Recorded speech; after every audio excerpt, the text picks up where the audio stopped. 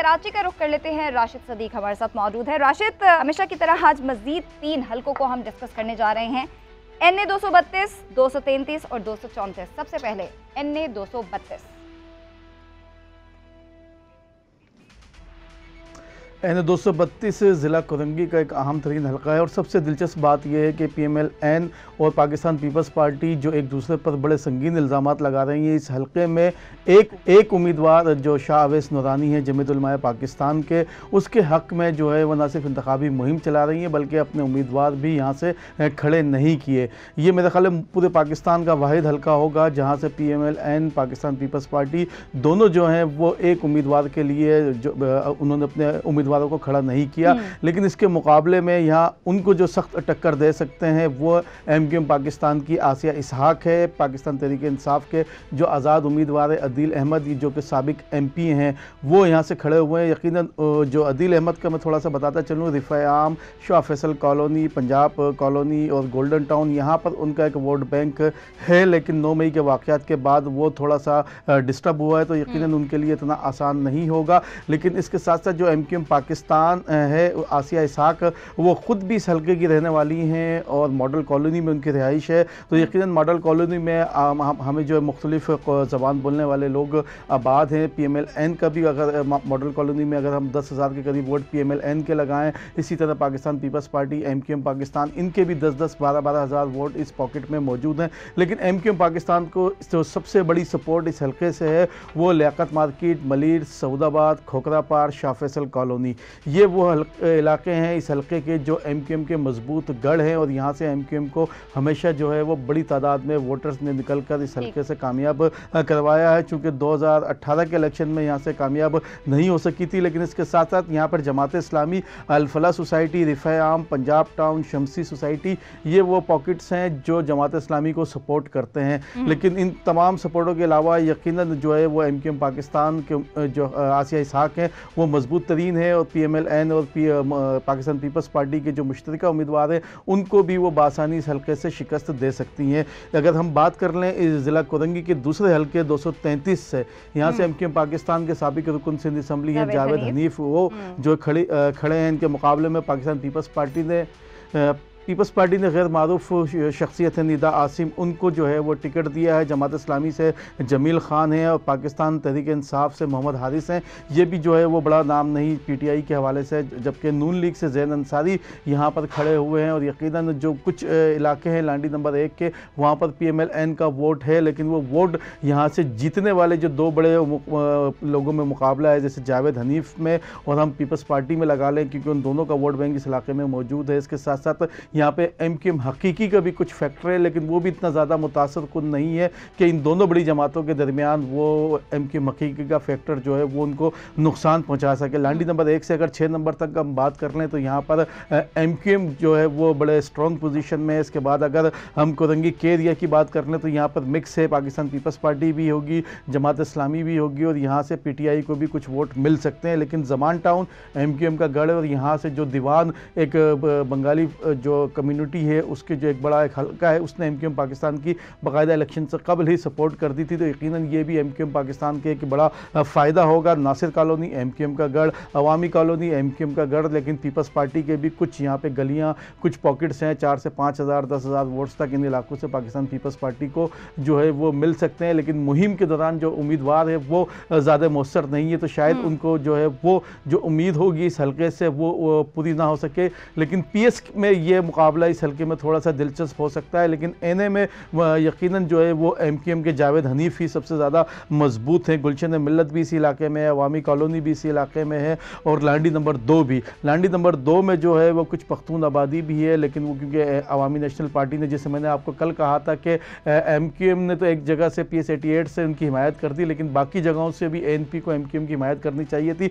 तो आपने देखा कि रात गए जो है वो एक प्रेस कॉन्फ्रेंस शाहिद सैयद के साथ फारूक सत्तार ने की हिजरत कॉलोनी वाली, और वहाँ पर जो है वो ANP ने MQM की हिमायत की। आज औरंगी टाउन में जो है वो जो बनारस का एक उससे मुतल्लिका जो अवामी नेशनल पार्टी के पख्तून इलाके हैं वहाँ से 8-10 हज़ार 7 हज़ार वोट होते, उन्होंने भी जो है वो MQM की हिमायत की। तो यकीनन MQM ने जब हिमायत की थी तो कुछ लो और कुछ दो की बुनियाद पर ही तमाम मामला तय हुए थे। 234 जो एक तीसरा हलका है कोरंगी ज़िले का, यहाँ से MQM ने मोइन आमिर पीरज़ादा को टिकट दिया है। पाकिस्तान पीपल्स पार्टी ने मोहम्मद अली राशिद को टिकट दिया। मोहम्मद अली राशिद इस हलके से जो है वो मुत्तहिदा कौमी मूवमेंट के टिकट पर 2013 में कामयाब हो चुके हैं, लेकिन बाद में वो पाकिस्तान पीपल्स पार्टी में शामिल हो गए थे। जमात इस्लामी ने अख्तर हुसैन को खड़ा किया। पाकिस्तान तहरीक इंसाफ से फ़हीम खान है, ये वही फ़हीम खान है जो 2018 में इस हलके से कामयाब हुए थे। PMLN ने सलीम ज़िया को जो है टिकट दिया, जबकि MQM हकीकी ने मोहम्मद सादिक को जो है वो यहाँ से उम्मीदवार अपना खड़ा किया है। तो MQM हकीकी का थोड़ा बहुत वोट बैंक इस इलाके में है, लेकिन वो इतना नहीं है कि वो एक कौमी असम्बली की सीट जो है वो निकाल सके, और माजी में हमेशा इस हलके से। अच्छा राशिद, मुझे ये भी बताएगा, चले हमने ये तीनों हलकों को डिस्कस तो कर लिया कि कौन सा जो उम्मीदवार है वो खड़ा है और किसके दरमियान कांटे का जोड़ भी नज़र आ रहा है। ये तो 8 फरवरी को फैसला भी हो जाएगा। इलेक्शन कैंपेन के हवाले से थोड़ी सी बताइएगा। सोशल मीडिया का दौर है और आपको क्या लगता है कि जिस तरह डोर टू डोर कैंपेन की जा रही है, सोशल मीडिया पे कौन सी जमात एक्टिव है? अगर हम पाकिस्तान पीपल्स पार्टी को देखें तो वो सोशल मीडिया पे भी इस बार उसी तरह एक्टिव है जैसे माजी में PTI होती थी।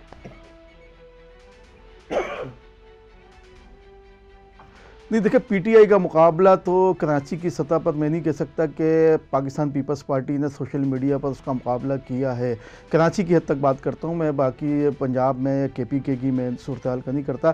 लेकिन जो PTI की तरह जो माजी में डिजिटल मीडिया पर मुहिम चलाई है, उसमें MQM पाकिस्तान ने जो है वो बड़ा काम किया है। और ख़ास तौर पर जब MQM पाकिस्तान के तीनों ग्रुप्स PSP, बहादुराबाद और PIB आपस में मर्जर हुए, तो उसके बाद इन तीनों की जो डिजिटल टीम थी उसने बहुत अच्छे मैनेज अंदाज में किया। और मुख्तलिफ ट्रेंड भी जो है वो कराची के हवाले से X पर जो है वो टॉप ट्रेंड पर रहे हैं, फेसबुक पर टॉप ट्रेंड पर रहे हैं। तो उसको अगर रिप्लेसमेंट तो हम जो डिजिटल मीडिया की PTI की थी उसको तो हम रिप्लेस MQM के हवाले से भी हम कराची की सतह पर नहीं कह सकते। लेकिन MQM ने बड़े मौसर अंदाज में, अगर हम पाकिस्तान पीपल्स पार्टी, पाकिस्तान तहरीक इंसाफ और इन तमाम जमातों के में कराची की सतह पर मुकाबला करें तो हम नंबर 1 पोजीशन पर MQM को देख सकते हैं। उसके बाद पाकिस्तान पीपल्स पार्टी को, उसके बाद तहरीक इंसाफ जो अपने आज़ाद उम्मीदवारों के लिए कैंपेन बहुत सालों के बाद अब काफी जमात इस्लामी में भी जमात बन के उभर रही है और अब देखते हैं कि अवाम फैसला क्या करती है। वैसे तो MQM अब स्ट्रॉन्ग नज़र आ भी रही है। अच्छा राशिद, मुझे ये बताएगा कि चूँकि अब सिर्फ 3 रोज़ बाकी हैं और 8 फरवरी को ये दंगल जो है सजेगा, ज़रा सिक्योरिटी के मामलात भी बताएगा। कौन कौन से पोलिंग स्टेशंस को हसास करार दिया गया है और सिक्योरिटी की क्या सूरत हाल है? इलेक्शन कमीशन की जानिब से क्या क्या इंतजाम किए गए हैं? जी देखिए, आज पाकिस्तान पीपल्स पार्टी के चेयरमैन बिलावल भुट्टो जरदारी कराची के विज़िट पर हैं और ये इलेक्शन के हवाले से शायद उनकी एक आखिरी कैंपेन हो कराची में, और किमाड़ी से लेकर लियारी और उसके बाद नॉर्थ नाज़माबाद, लियाकताबाद, हसन स्क्वायर यहाँ से निकलेंगे। तो यकीनन आज जमात इस्लामी ने भी लियाकताबाद से अपनी रैली का जो है वो ऐलान किया हुआ है। तो उस हवाले से भी सिक्योरिटी के इंतजाम आज कराची की इंतज़ामिया को करने पड़े हैं, क्योंकि लियाकताबाद के मकाम पर शायद दोनों जमातों की रैली जो है एक वक्त पर जमा हो। लेकिन इसके अलावा आपने जिसे बात की पोलिंग स्टेशंस के हवाले से, तो कराची के तकरीबन 10,000 से ज़ायद जो है वो पोलिंग स्टेशंस को हसास करार दिया गया है, जहाँ पर रेंजर्स की नफरी जो है इजाफी तौर पर तैनात की जाएगी। स्काउट्स जो होते हैं उनकी खिदमात भी सिंध की सतह पर जो है वो इलेक्शन कमीशन ने हासिल की है, और स्काउट्स को जो है वो CCTV मॉनिटरिंग जो इलेक्शन जो होंगे, जहाँ पर इलेक्शन बूथ बनाए जाएंगे, वहाँ की उनको जो है वो जिम्मेदारी दी गई है। इसके हवाले से बाकायदा तौर पर जो स्काउट्स की ट्रेनिंग थी वो भी अमल में लाई गई है। स्काउट्स हेडक्वार्टर में इलेक्शन कमीशन हुकाम की जानिब से उनको बाकायदा तौर पर जो है वो ब्रीफ किया गया। इसके बाद पुलिस की जो है वो नफरी को भी तैनात किया गया और बाकायदा तौर पर महकमा पुलिस की जानिब से तमाम जो अफसरान हैं, तमाम अहलकार हैं, उनकी छुट्टियाँ भी जो है वो मनसूख की गई हैं। तो यकीनन अब इलेक्शन मुहिम जो है वो कल ख़त्म हो जाएगी रात 12 बजे तक, और उसके बाद असल इम्तिहान शुरू होगा इलेक्शन कमीशन का, क्योंकि तमाम तर सामान की तरसील जो की जाएगी, बैलेट पेपर्स की, बैलेट बॉक्स की, और उसके साथ साथ जो इंतखाबी अमल में जो इंक होती है उस तमाम तर चीज़ों की, तो उसके लिए भी सिक्योरिटी का एक अलग से प्लान बनाया गया है। और ज़्यादातर ज़िम्मेदारी जो है वो पाकिस्तान रेंजर्स को दी गई है कि रेंजर्स के हुकाम जो है वो तमाम तर सामान अपनी निगरानी में जो है वो पोलिंग बूथ तक पहुँचाएँ। ज़िला वस्ती जो है वो इस वक्त हमें दिखता है कि ख़ास तौर पर जो गुज़िश्ता 10 से 15 दिनों के दौरान MQM और पाकिस्तान पीपल्स पार्टी के दरमियान क्लैश हुआ और उसमें कुछ प्रॉब्लम्स हुई, शहादत MQM के एक कारकुन की जो है इसमें हलाकत हुई, दूसरी न्यू कराची में एक हलाकत हुई।